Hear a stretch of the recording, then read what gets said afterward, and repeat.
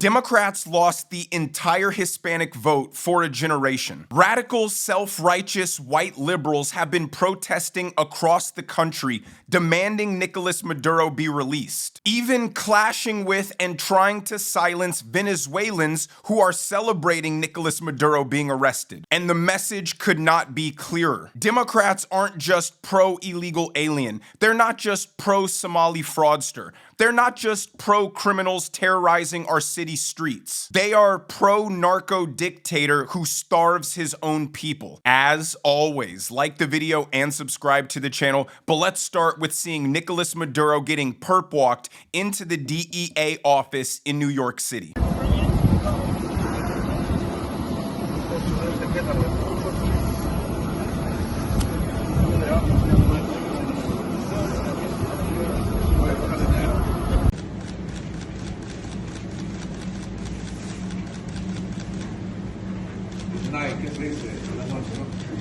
Good night. Happy New Year.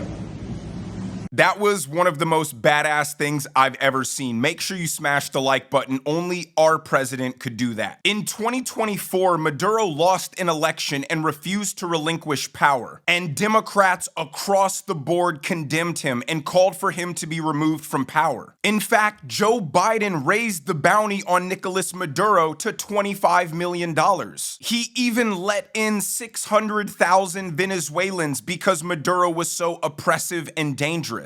But now, since Donald Trump was the one to solve the problem, Democrats have done a complete 180 and are profusely opposing this till they're red in the face. The common regurgitated nothing burger I've been seeing circulating social media is you can be opposed to Nicolas Maduro and also be opposed to what Donald Trump did. And the only reason Democrats could allow themselves to say something so embarrassing and meaningless and vapid is because it encapsulates their entire identity. Performative virtue signaling. They avoid having to actually solve problems and instead just condemn problems, because then they can just pat themselves on the back for being a good person who stands against a bad thing. They would rather have Venezuelans perpetually suffer than Donald Trump liberate them, because it forces them to acknowledge their own incompetence. And all this coming from the party who brags about their empathy, but refuse to empathize with actual Venezuelans who lived under this tyranny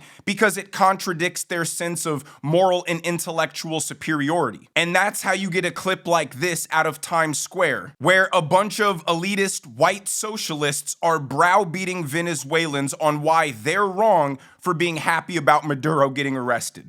Thank you, Vice President Donald Trump. Thank you. Maduro exporta coca.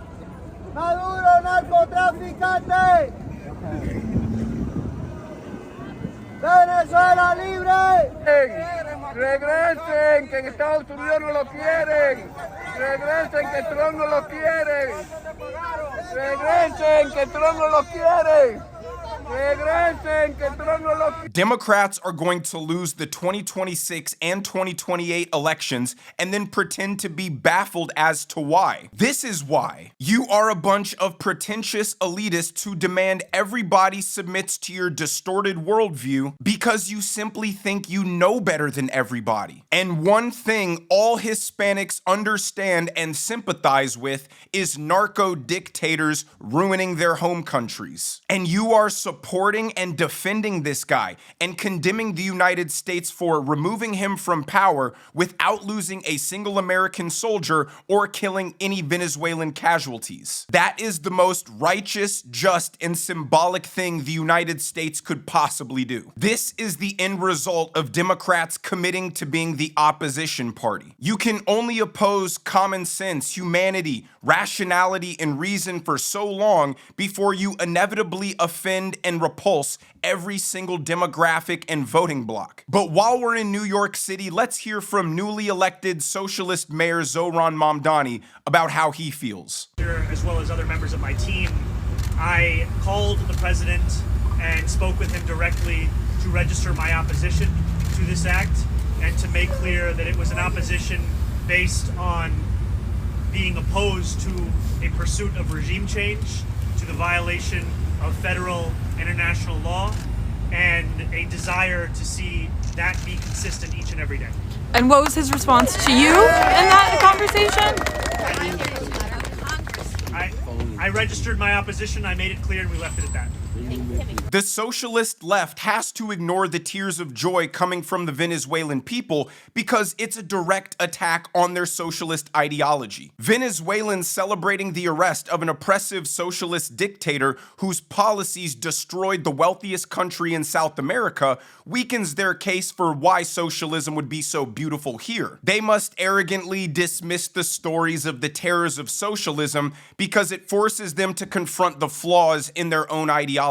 But let's go to Portland, home of Antifa, where they led a protest shouting, "Free, free Maduro." Can't make this up, watch. Free Maduro, free him now! Free Maduro, free him now! Hands up Venezuela now! Hands up Venezuela now! Free Maduro, free him now! Free Maduro, free him now! Venezuela to Iran!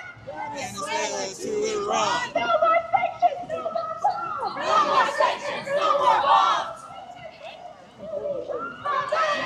Hispanic voters are going to see this and be absolutely disgusted. And well-to-do matcha-sipping liberals are going to lecture them about why they're too stupid to understand it's a bad thing, so instead just take their word for it. And I'm totally here for it. Go ahead, please. Keep digging yourself into a deeper hole. Please die on the hill of explaining to Hispanics why they should be mad that the biggest destabilizer in Latin America was arrested because Donald Trump did it. But over in Little Somalia, aka Minneapolis, they held a protest saying, "Long live Hugo Chavez." You know, the socialist dictator who took Venezuela from the wealthiest country in Latin America to the poorest. Chavez made sure that millions of kids who never had access to education would. He did so by sometimes using the Venezuelan army to seize the property of U.S. companies. He seized the oil and used that money for the Venezuelan oil, nationalized the oil to pay for social services. The quality of life for the poor in Venezuela skyrocketed. And today, the U.S. empire bombed his grave. They want to destroy the memory of the hero Hugo Chavez. Viva Chavez! Due to decades of Marxist indoctrination, the left thinks socialism is a utopian, altruistic, humane ideology and thus the foundation for their identity. They are compassionate and just people, and socialism represents prosperity for all, not just the wealthiest few. And even in the face of actual Venezuelans celebrating the end of that ideology, some white liberal guy in Minneapolis is screaming, "Long live the person who ruined their entire country." I promise you, Democrats, if you're watching this video, Hispanics are not going to forgive you for this. They may not love how Trump is handling deportations. They may find it harsh, but they don't find it unreasonable. They all understand immigration law as a concept, and they understand Donald Trump is just enforcing immigration laws. They might not like how he's going about it. They might not like the intensity of it, but you guys screaming "Long live Hugo Chavez" and "Free Nicolas Maduro" is something they don't understand at all. They think you are insane psychopaths and rightfully think you are trying to import the policies and values of Nicolas Maduro to the United States. Would you trade Trump for Maduro? Yeah, 100%. I mean, I think I think Maduro was democratically elected. Probably, yeah. Sure. More than likely, yes, of course. If there's a Nicolas Maduro out here who's going to bring us to revolution, I will support that movement. I would rather have a bus driver in charge than a billionaire, okay? Let's put it that way. Nicolas Maduro could come and be our president? Yeah. Oh, any day. Any day. Look, all the check marks are there. He's not white. Okay, he's a minority. Okay. He looks a little too much like Saddam Hussein, though.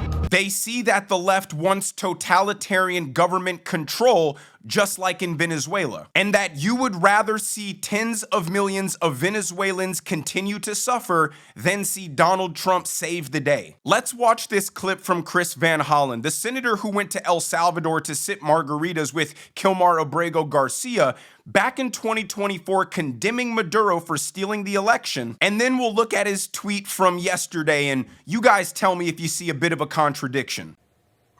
Well, we stand with the Venezuelan people who overwhelmingly, it turns out, voted for Gonzalez and against Maduro. This is why many of us called immediately for transparency, for the Maduro government regime to release the results. And there's a reason, Jose, that they hid those results, because we now know, because we've seen results that were released by some of the opposition figures from about 80% of the polling places, that Gonzalez has, won comfortably here. And so this is clearly an effort to deny the will of the people. Maduro lost, right? He is trying to cling on to this claim of legitimacy that he won when all the evidence shows otherwise. So this is why Secretary Blinken did, in my view, the right thing, recognizing the real winner here, Gonzalez. And this is why the United States is now going to use its levers and influence to push for a negotiation, to have a transition to the truly elected leader, Gonzalez. Now, obviously, we know Maduro and his cronies do not want to go quietly into the night, but the United States needs to work with our partners and allies in the region to ratchet up the pressure on behalf of the Venezuelan people. So like I said in the onset of this video, in 2024, every Democrat was calling for Nicolas Maduro to be removed from power. Nicolas Maduro was designated as a national security threat in 2015 under Barack Obama. But now that the problem's been solved in the most flawless way possible, this is the tweet we got from Chris Van Hollen. Trump and his cronies can try to dress this up, but it's an illegal act of war to replace Maduro and grab Venezuela's oil for his billionaire buddies. Let's read a bit from his full statement. Maduro is a dictator, but his regime did not pose the immediate threat necessary to warrant U.S. military action on foreign soil without congressional approval. This is not about demolishing a dictatorship, as we've seen Trump cozy up to dictators around the world. This is about trying to grab Venezuela's oil for Trump's billionaire buddies. Congress must not abdicate its constitutional authority and allow control of the world's most powerful military to fall into just one set of hands. In 2019, they were saying Donald Trump not removing Maduro from power was proof that he was cozying up to dictators. He was a puppet of Vladimir Putin. No amount of evidence or common sense can cure these people's Trump derangement syndrome. They are a bunch of moral grandstanding, ineffective weaklings who do absolutely nothing. Virtue signaling about all the things they stand against and condemn and doing nothing to fix it. And last but not least, we got a wine-drunk tweet from Kamala Harris. Donald Trump's actions in Venezuela do not make America safer, stronger, or more affordable. Well, coincidentally, Donald Trump's actions in Venezuela did indeed make America safer, stronger, and more affordable. But I digress. That Maduro is a brutal, illegitimate dictator does not change the fact that this action was both unlawful and unwise. We've seen this movie before. Wars for regime change or oil that are sold as strength but turn into chaos, and American families pay the price. The American people do not want this, and they are tired of being lied to. This is not about drugs or democracy. It is about oil and Donald Trump's desire to play the regional strongman. If he cared about either, he wouldn't pardon a convicted drug trafficker or sideline Venezuela's legitimate opposition while pursuing deals with Maduro's cronies. The president is putting troops at risk, spending billions, destabilizing a region, and offering no legal authority, no exit plan, and no benefit at home. America needs leadership whose priorities are lowering costs for working families, enforcing the rule of law, strengthening allies, and most importantly, putting the American people first. Does this woman not remember what her and Joe Biden did during the last 4 years? They are just empty suit robots that regurgitate whatever focused group talking point or narrative they think resonates the most at the moment. Like we went over this before in Iran. The president doesn't need congressional approval to launch a military strike. He has to notify the Congress within 48 hours after the attack, which he did. He held a press conference, and he has done nothing differently than what Joe Biden has done, Barack Obama, Bill Clinton, but they're just playing partisan politics. But this time they're unforgivably insulting and offending one of their most important voting blocks, the entire Hispanic vote, and they are going to pay the price for that. But let me know what you guys think down in the comment section below.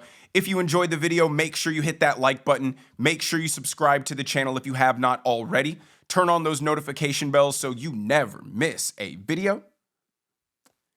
And I will see you guys in the next one.